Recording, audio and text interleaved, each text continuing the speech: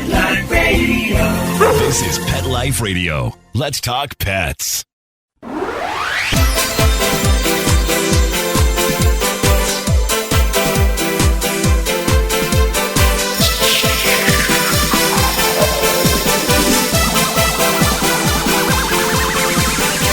Hello! You're listening to Animal Party on Pet Life Radio with Deb Wolfe. And we've got a special show. We've got Dr. Stanley Coren, professor of psychology at UBC, and, best-selling author of many dog books. We're going to talk about one of those books right now, right at the outset of the show. So, Dr. Coren, tell me about your new book. Well, the book is called Gods, Ghosts, and Black Dogs. So it's about the mythology and folklore, tall tales, and that sort of thing about dogs. And it does include some spooky stuff. There are a few of the tales about demon dogs. Do you know, by the way, the demon dogs in the West, in Europe, are always black, right? But in Asia, the demon dogs are always white. Yes. That's interesting, because I know white has some superstition in Africa too. Yep. White hair is considered bad, and white eyes, and all kinds of things on animals. So anyway, but there are a lot of just plain fun stories in the book, and you get to hear a story about King Arthur's dog, Cavil. And there are some stories. It's a whole broad spectrum from a lot of different countries, and all the stories are chosen to be fun. And I also tell the story about how I got the story. For me, that's just as important as the tale itself is, how did I get this story? Who gave it to me? What was the content? I think I saw you.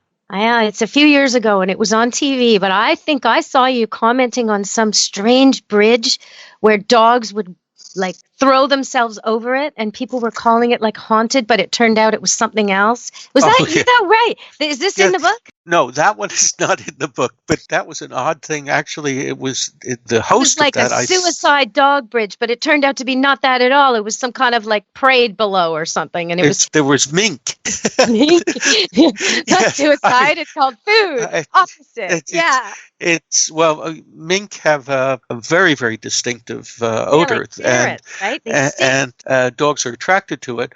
And this bridge was set up in such a way so that it had a fairly broad sort of stone wall going across the bridge, and the dogs couldn't see that, in fact, the stone wall ended with a drop. So they smell the mink, they go to jump over to see what's happening, and the next thing you know, you have a dead dog. So it was an odd thing. But terrible. People there were, they were calling it, the suicide bridge because of all these dogs which had harmed themselves by leaping over it. So every once in a while, we get something horrible in the news about someone being busted for puppy mill or cruelty to animals, or just inhumane treatment, and they call them a hoarder a lot of times. Recently there was one in, I think it was Richmond, BC, and it was her second time being caught, and she runs what she calls a kennel, boarding and breeding, but it's really an awful place, and the animals are ill and sick, and it's all terrible. And every once in a while somebody like that is busted, and then there's this call to make new laws.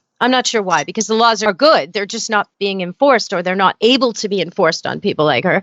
It's not like she's operating within the law. She's not. But I want to know, how do people know? I mean, if a breeder has a female dog, and like me, they take it to the vet before they get it pregnant, and they take it to the vet after, and all their dogs are vaccinated and, kept in good care and retired at the right age and started at the right age. A breeder could have several dogs being bred and be ethical, whereas somebody else could only be breeding one, but just overbreed it, breed it from too young, too old, mistreat it. So it's kind of hard for people to know, what is a situation they should report? Is it if it's a neighbor?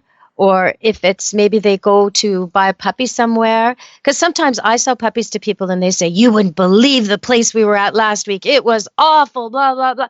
And I think, well, report it, please. But how do they know where that line is? Because it's not, the person, breeds puppies for a living. That's not the distinction. There's a good way and a bad way, right? And it's hard for people to know the difference. So how can you help them know that if their neighbor has 3 or 4 dogs and a bunch of cats, it's okay, and maybe when it's not okay? Because the hoarders, you sometimes don't see all their animals, but I think you can smell it. That's what I think, right? I mean, what should neighbors think about, and customers and people out there? Psychologists always say that the difference between something which is pathological and something which is not is just a matter of degree. So, I mean, if you take a drink now and then, that's okay. But if, you drink a bottle of scotch every day, then that's not okay. So, or if the scotch interferes with your work or your family, right? Like it has to interfere with something. That's right. It has to be in excess. Okay. And that's the sort of thing in terms of hoarders. I mean, if you have 2 or 3 dogs in the house and they're well kept, then that's not a problem. Okay. But if you have 23 dogs in the house, I mean, unless there's some special circumstance, that is apt to be a problem because clearly the standards of care are going to drop and that kind of thing. And the moment the dogs start to appear to be unhealthy, as though they're not being cared for, I mean, then you have to start worrying about it. I mean, we had a dog who came to one of our obedience classes, and this is the only dog that these people had. And, this dog was unsound because it was not being kept well. So, I mean, there are the cases, that one dog may be too much. So you really have to be very, very careful in assessing, is this individual keeping the dog well or not? Well, and also sometimes an animal can have a chronic problem. Like I had a neighbor who was, letting a goat die, live out its old age, and it had problems. It had seen the vet. They'd done everything they could. Well, the goat limped around the property until the day it died, and that lasted like 4 years. Yep. And she was constantly called. The SPCA didn't come anymore because they knew her goat. But, so sometimes an animal doesn't look so good because it's not so, not a lot can be done. You can't report that. It's tricky, right? I think it's bad care and high numbers and filth, maybe an indicator. Like what else? Oh yeah. You have to, the living conditions have to be reasonable and clean, and the animals have to be sheltered and they have to be fed and that kind of thing. I think, my own feeling is, if you are in doubt, talk to the person, okay? If they seem spooky, or if, you see the conditions and they're not well, then you go to something like the SPCA. But if not, I mean, if it's, an old goat, for example, then let it be. Okay. So we were talking on the last show about dogs helping each other, and I have another example that I thought was just adorable because I have a golden retriever with her puppies, and I noticed she's nursing them fully, and they've just started to eat a little bit. They're a month old, but not really, just token eating. Mostly they're nursing. And I saw her, after feeding them, move herself into a different area and then gently close the gate. It could still be opened. There's no latch. But they don't know that because they're dumb. They're puppies. They're only a month old. So they see the gates closed and they sit on the other side whining for her. She opens it when she's good and ready. And I thought, if I'd done that when I was nursing, I would have had a better life. I'd just taken my mommy time, like this dog takes her mommy time.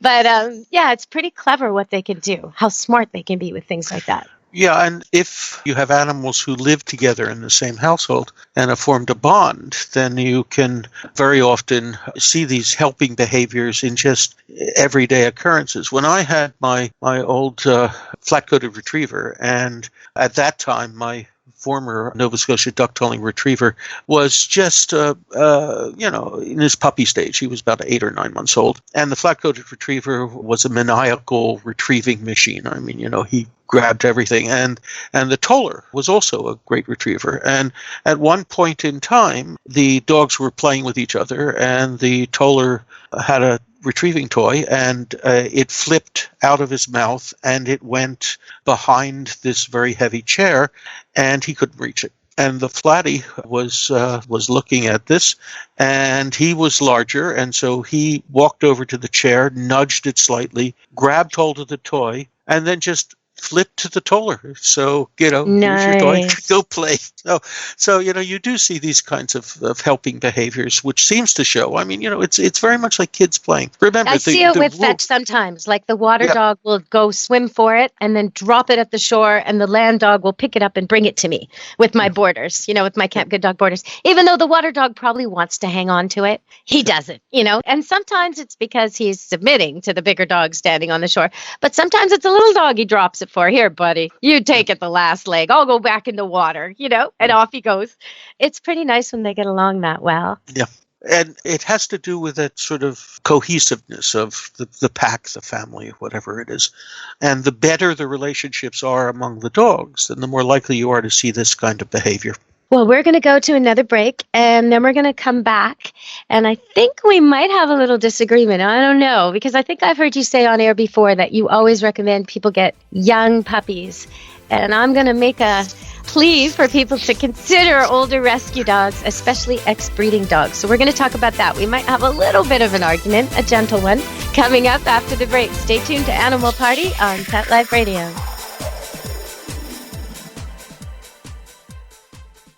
Put on a perfectly pawsome pet party. Having an awesome birthday or adoption day celebration for your four-legged friend? Or just want a fun excuse to throw a fun party with your friends from the dog park? Deck out your party with Molly and Bandit Pet Party accessories. Party products designed specifically for pets. There are wearables, including adjustable pet party hats, bow ties, and tutus. The photo prop kits include funny glasses and hats. The party supplies and decorations include coordinating table covers, party banners, cake decorations, and treat bowls, cups, and bags. Everything you need to create great memories and Instagram-worthy photos. They're available in 2 colorful themes, tropical and fireman. It's a dog's life. Celebrate it with Molly and Bandit Pet Party at mollyandbanditpetparty.com/petlife.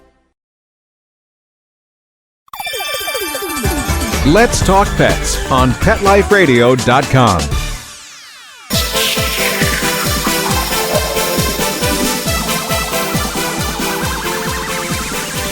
Hello! We're back on Animal Party Pet Life Radio with me, Deb Wolfe.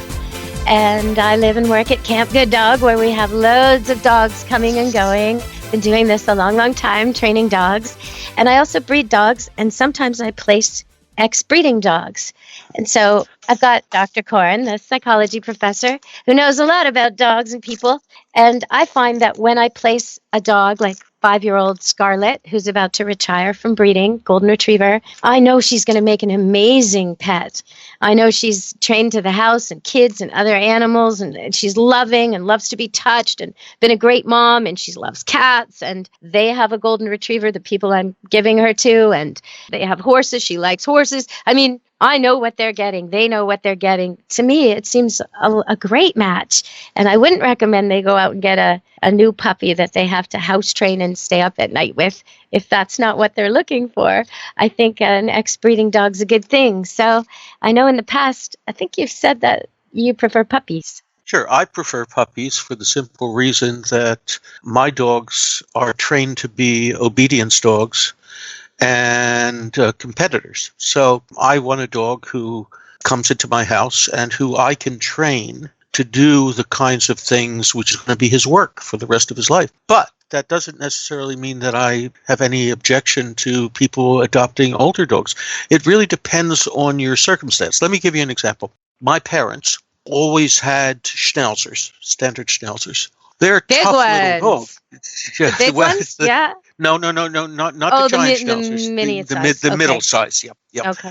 But they're tough little dogs. I mean, they're just basically oversized terriers, and their puppyhood is, it's a bit of a struggle and that kind of thing. And when my parents began to get older, their current schnauzer had died, and I decided they needed a softer dog, and they shouldn't have a puppy because, it was getting hard for them, hard to move around and that kind of thing. So I ended up getting them a Cavalier King Charles Spaniel, 7 years old, and had just retired from breeding. I mean, it was from a breeder. Just a mush bucket. Kiss me, hug me, don't put me down. That's right. But this was not, a breeding farm. This was a gal who had a breeding kennel, and she had maybe 3 or 4 dogs at a time, and was a conscientious breeder, and all her dogs were socialized and that kind of thing. So, Amy came into the house and became an instant child as far as my parents were concerned.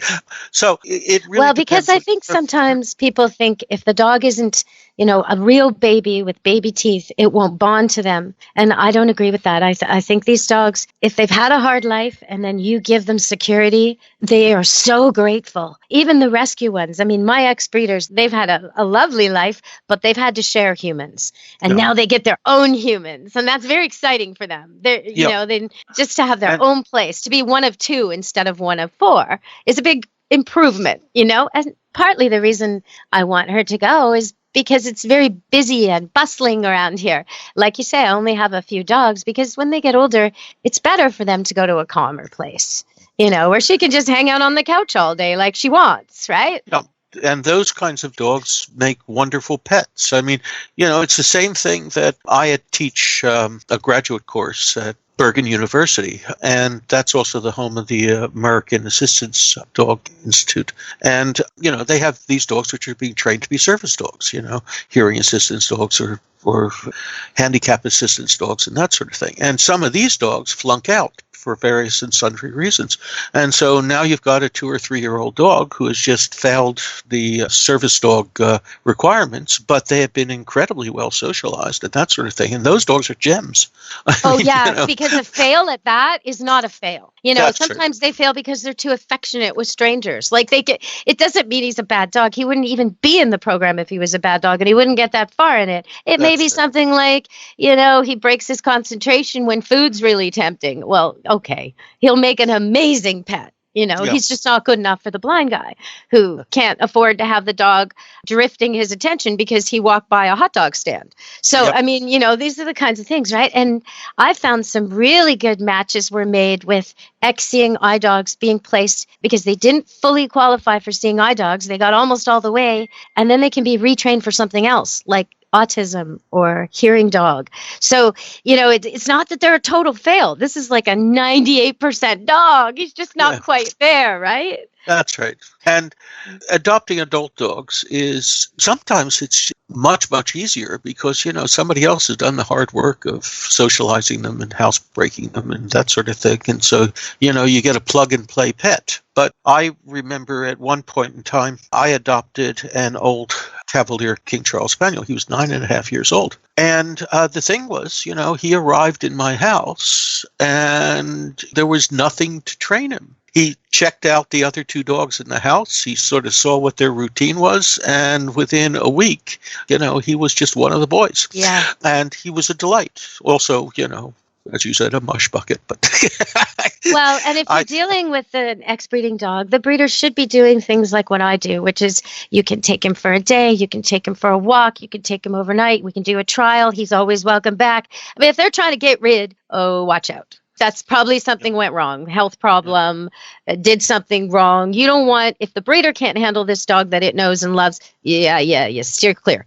But if they're willing to, and this is my case, when they adopt Scarlet, I'm willing to give my vet full disclose anything, tell the people her full history. Like I said, I have nothing to hide. If I had something to hide, I wouldn't be doing that, right? If I just found out she had epilepsy or hip dysplasia or something, this could be, oh my goodness, expensive, and I'm getting rid of her. I wouldn't say, you know what? You can call my vet. I've given them the freedom to talk with you fully about her history. So you want to make sure you're not getting somebody else's discarded problem, for sure. But if you could spend time with the dog and see that it listens to you and fits with you, I mean, you do, I think, especially for older people who don't want to train a puppy and get up in the night. Yeah, rescuing is the best way to go. So we're going to go to one more break, and then we're going to come back and talk to Dr. Stan Coren one more time. Stay tuned on Animal Party Pet Life Radio. What if you could protect the life of your cat with something so simple and affordable that you already use every day? Get ready for the evolution of kitty litter. It's Pretty Litter. Along with all the features you've come to expect from your kitty litter, Pretty Litter's patented and scientific formula will also monitor your cat's health and detect illnesses early while providing industry-leading odor control. 2 kitty litters, same cat, same price. But there's one important difference.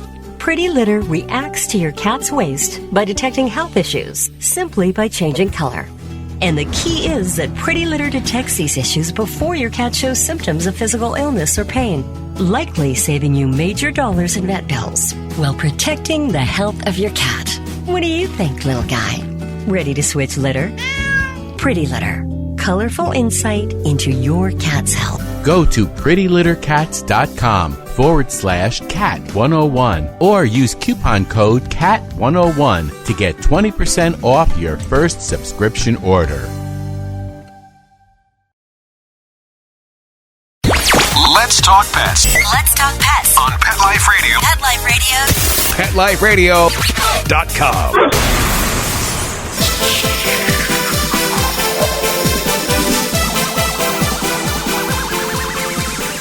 Hello! You're listening to Animal Party on Pet Life Radio. And I have a difficult topic I'm hoping we can deal with quickly, though, Dr. Coren.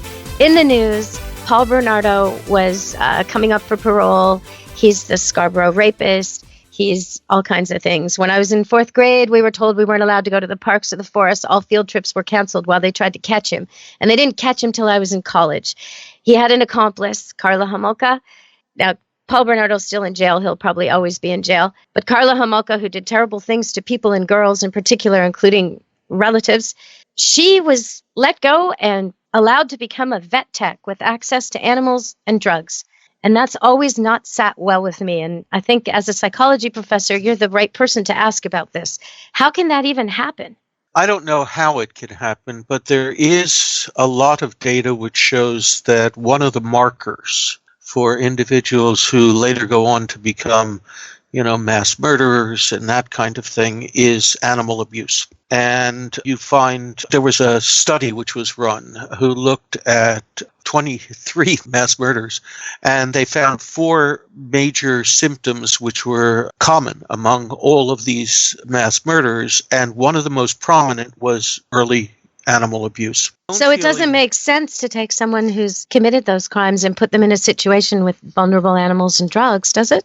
No, I mean, I wouldn't do it. But I suppose, my clinical colleagues are always much more optimistic, and I'm sure that one of them would probably say, well, if she's doing good by the dogs, then maybe, in fact, she's recovering. That's another way of looking at it. I guess so. We were talking about dogs helping each other.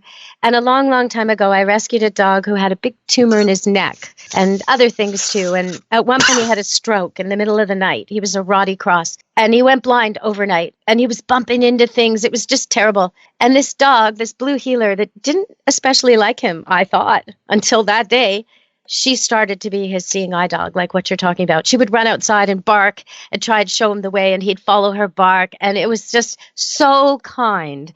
She could have chosen to body check him and do it in her usual rude way, but she didn't. She chose to do it in the most gentle, kind way. And I think sometimes dogs helping other dogs really shows us just what they're really like deep down. Have you got any other beautiful stories to share with us before we end in 1 or 2 minutes? Yes. When I had my flat-coated retriever, he ended up dying way too young of cancer. But one of the symptoms of this cancer was that he got cold. Shake. Yeah, shiver and that sort of thing. And my toller at that point, Dancer, was incredibly fond of Odin, of the flatty. And Odin would sleep on this cedar chip-filled pillow next to my bed. And one day I looked down, and he was covered with a blanket. And I thought that was interesting. Where did he get the blanket? How did he get one? That's so nice. And then a couple of nights later, I found out how this was happening. That every evening, Dancer would go over to the pile of additional blankets, because I get chilly too, and he would grab one of them. And when Odin was lying on the pillow, he would drape the blanket over him. That is so nice. That's just beautiful. Well, thank you, Dr. Coren. We've just finished up our second show. I hope to have you back someday in the future, and I hope people will run out and buy your latest book. Can you tell them the title one more time? It's called Gods, Ghosts, and Black Dogs. Right on. Okay, thank you very much. It was lovely as usual. Thank you so much for joining us today on Animal Party, Pet Life Radio. And welcome once again to the Spotify listeners. This is your second chance to hear me, and I'll be back soon with a new guest to wow you and your pets. Welcome to Animal Party, Pet Life Radio. Catch me again next week. Let's Talk Pets, every week on demand, only on PetLifeRadio.com.